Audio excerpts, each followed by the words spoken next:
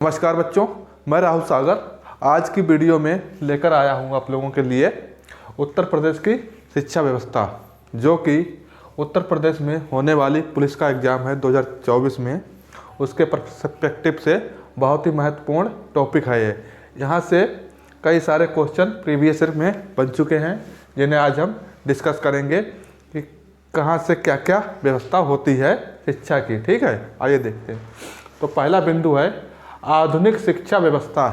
आधुनिक शिक्षा व्यवस्था का मतलब है जो इस समय हम लोग पढ़ रहे हैं, जिन सब्जेक्टों का उनका विकास किस तरह से हुआ, किस तरह से नहीं हुआ। ठीक है, कि न्यू ब्रिटिश शासकों द्वारा ब्रिटिश शासक जब तक इंडिया में नहीं आए थे, उससे पहले हमारे देश में धार्मिक शिक्षा दी जाती थी। जिस समय मुगल का शासन था उस समय इस्लामिक शिक्षा, और उससे पहले वेद और पुराणों की शिक्षा दी जाती थी। व्यवस्था के आधार पर, वर्ण व्यवस्था के आधार पर द्वारा, यानी कि ब्रिटिश शासकों के द्वारा 1858 में, कब 1858 में मेयोर सेंट्रल कॉलेज, पहला विद्यालय कौन सा, मेयोर सेंट्रल कॉलेज इलाहाबाद में इसकी नींव डाली गई। किसकी, मेयोर सेंट्रल कॉलेज की आधुनिक शिक्षा के तहत पहली बुनियाद नींव डाली गई। इसका दूसरा हमारा बिंदु है 1921 में, 1921 में राज्य में विश्वविद्यालय शिक्षा को, मतलब कि उच्च शिक्षा को माध्यमिक स्तर की शिक्षा से अलग किया गया। पहले उच्च शिक्षा और माध्यमिक शिक्षा एक ही में समाहित थी, और 1921 में उच्च शिक्षा को माध्यमिक शिक्षा से अलग कर दिया गया। तत्पश्चात 1981 में क्या हुआ है सुधार, राज्य में शैक्षिक अनुसंधान एवं प्रशिक्षण परिषद की स्थापना की गई है। ठीक है, उसके बाद अगला बिंदु है 1982 में राज्य में प्रौढ़ शिक्षा। प्रौढ़ मतलब जो बूढ़े बुजुर्ग हैं, उन्होंने अपने बचपन में शिक्षा नहीं मिली थी उन्हें, उनके बचपन में, तो उनके लिए कौन सी व्यवस्था की गई, प्रौढ़ शिक्षा हेतु व्यवस्था की गई। ठीक है, कब, 1982 में। शिक्षा व्यवस्था के चरण हैं यहाँ पे। पहला है प्राथमिक शिक्षा, दूसरा है माध्यमिक शिक्षा, तीसरा है उच्च शिक्षा, और चौथा है प्राविधिक शिक्षा। तो पहला चरण है हमारा प्राथमिक शिक्षा, उसे डिस्कस करते हैं। उसकी स्थापना कब हुई, उसके विकास और कार्य और योजनाएं कौन कौन सी हैं। ठीक है, तो प्राथमिक शिक्षा 25 जुलाई 1972 में, 25 जुलाई 1972 को उत्तर प्रदेश बेसिक शिक्षा परिषद का गठन किया गया। कब, 1972 को बेसिक शिक्षा परिषद का गठन किया गया, जो कि प्राथमिक शिक्षा के लिए बहुत ही महत्वपूर्ण है।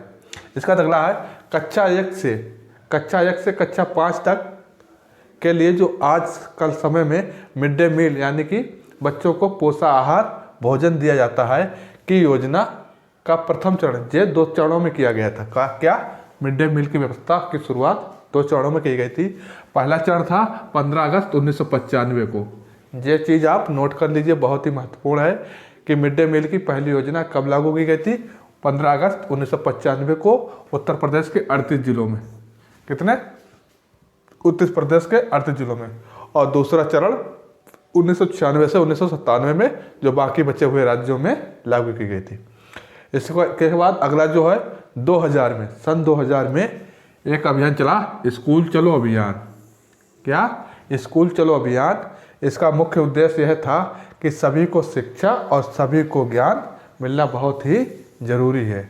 इसका अगला हमारा है 2000 से 2001 के बीच एक योजना चली, शिक्षा मित्र योजना। कौन सी, शिक्षा मित्र योजना।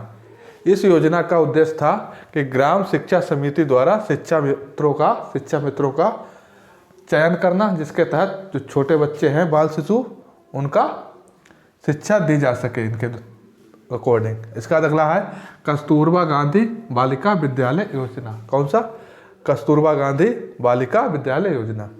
इसमें क्या होता है, इसमें SC यानी कि अनुसूचित जात, और ST यानी कि अनुसूचित जनजाति, और मुस्लिम, कौन, मुस्लिम समुदाय की बालिकाओं के लिए आवासीय, मतलब कि वहीं पर रहना है उन्हें, वहीं पर खाना मिलेगा उन्हें, और वहीं पर शिक्षा भी दी जाएगी। आवासीय उच्च शिक्षा, उच्च प्राथमिक शिक्षा प्रदान की जाएगी। कस्तूरबा गांधी बालिका विद्यालय योजना कब शुरू हुई है? 2004 में। कब? 2004 में। इसके बाद अगला हमारा है योजना कल्प शिक्षा योजना। कौन सी? कल्प शिक्षा योजना।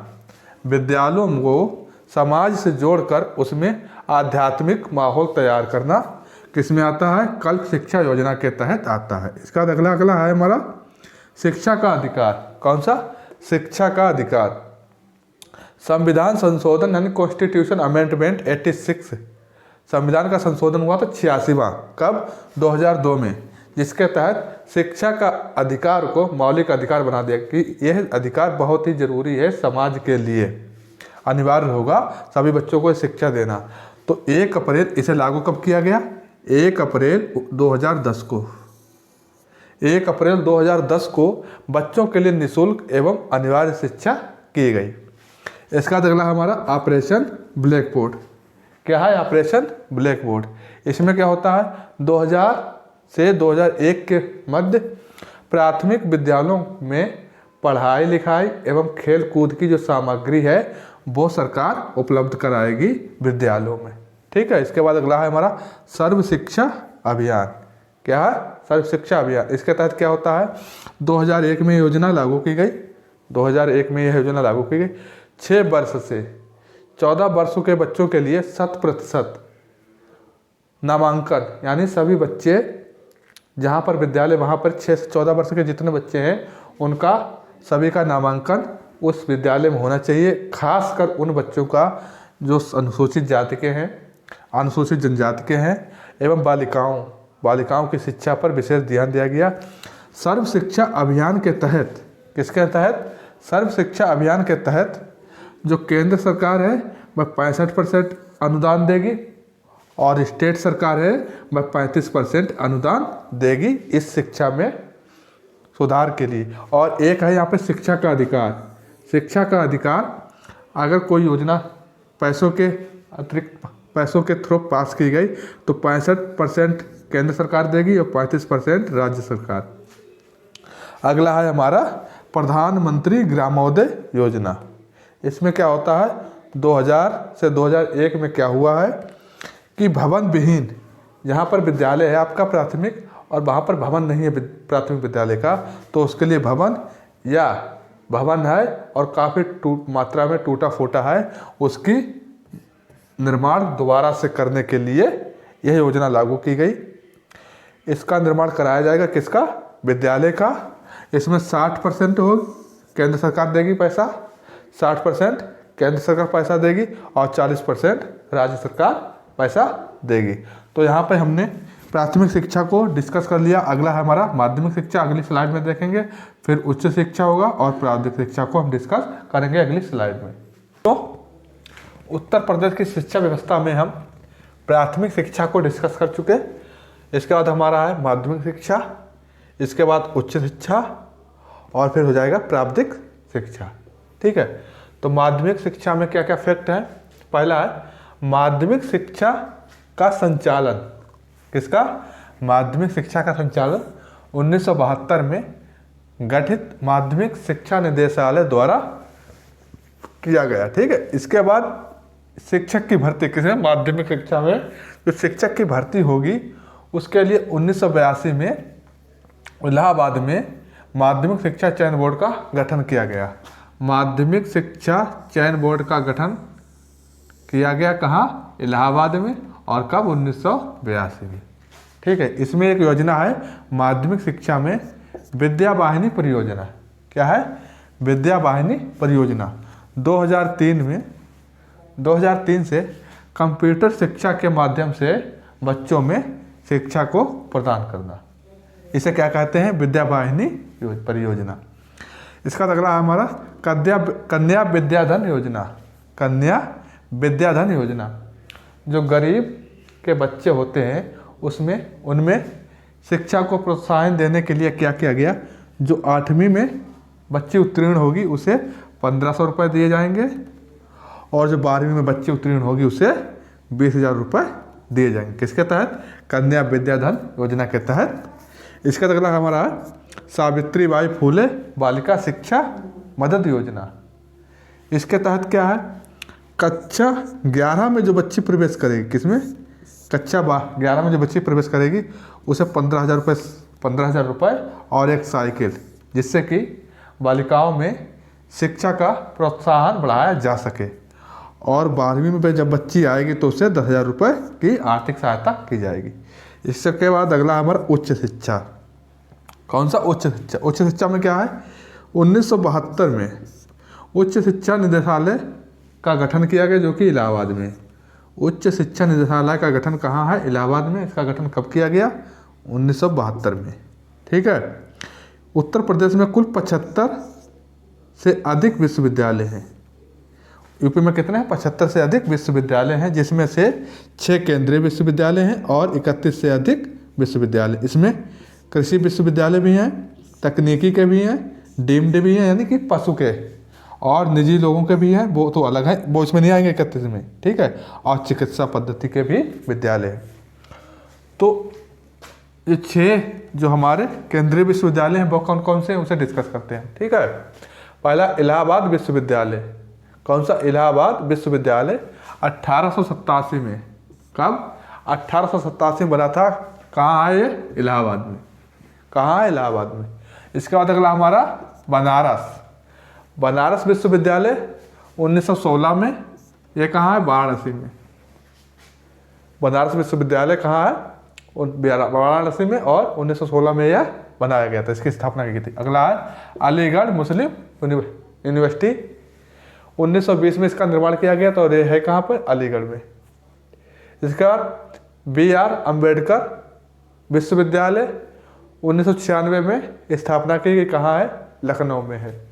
इसका अगला है हमारा राजीव गांधी राष्ट्रीय विमानन विश्वविद्यालय। राजीव गांधी राष्ट्रीय विमानन विश्वविद्यालय, जिसका गठन किया गया 2013 में। ठीक है। और यह है रायबरेली में। कहाँ पर है? रायबरेली में। इसका अगला है रानी लक्ष्मीबाई केंद्रीय कृषि विश्वविद्यालय। ये कहाँ है? झांसी में। इसकी स्थापना 2014 में की गई थी। कब? 2014 में। इसके बाद इसमें कुछ स्वास्थ्य शिक्षा के केंद्र हैं, वह देख लीजिए। एक है हमारा किंग जॉर्ज मेडिकल कॉलेज। इसका दूसरा नाम छत्रपति साहू जी महाराज भी है। ठीक है। और इसकी स्थापना 2002 में हुई थी। स्थापना तो काफ़ी पहले हुई, पर यह मेडिकल कॉलेज कब बना? 2002 में। और इसकी स्थापना कहाँ हुई? लखनऊ में। इसके बाद अगला हमारा किंग जॉर्ज दंत मेडिकल कॉलेज। ये कहाँ? 2004 में लखनऊ में ये भी है। और ये है college doctor Ram Manohar Lohia institute of medical sciences. 2004 में स्थापना हुई। कहाँ? लखनऊ में। उच्च शिक्षा प्रदान करने एवं शोध हेतु, मतलब कि खोज के लिए, सन 1983 में किस पर? दवाइयों पे खोज के लिए, बीमारियों पे। 1983 में लखनऊ में संजय गांधी मेडिकल कॉलेज की स्थापना की गई। और एक है धन्वंतरी चिकित्सा विश्वविद्यालय। ठीक है। इसका प्रावधिक शिक्षा आती है आपकी। चौथा है कौन सा? प्रावधिक शिक्षा।